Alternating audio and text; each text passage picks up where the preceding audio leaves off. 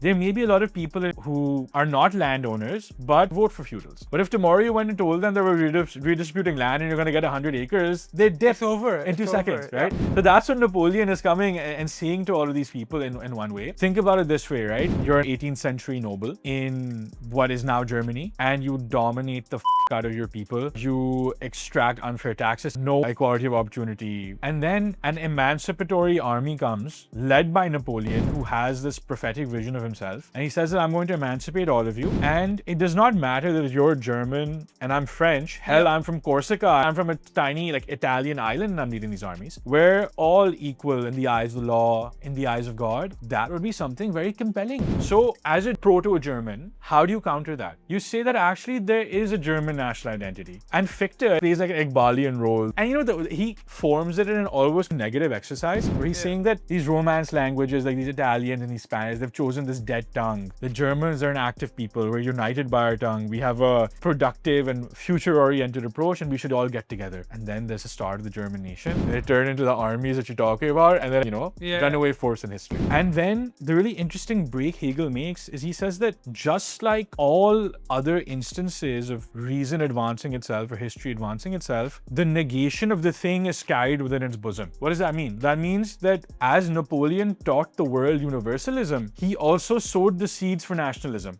as a response to him. And this is all the more prescient when you consider the fact that the humiliating defeat that Napoleon inflicted on them at Jena Auerstadt was actually the basis for the modernization of the Prussian army. Chandler describes it as that the Prussian army was essentially stuck in 1762. They bought a museum exhibit to a knife fight against Napoleon and they got absolutely dominated. And it's only out of that humiliation, the absolute desecration of a very prestigious army, that they create a more modern, appropriate war system. And that was this very army in 1813 that ended up taking down Napoleon. And this is how Otto von Bismarck and, Prussia becomes into this great military state. The root of all of this is in Napoleon. And why is Hegel significant to this? Because it was only in the destruction of the old guard of Prussia that the seeds of the new get planted.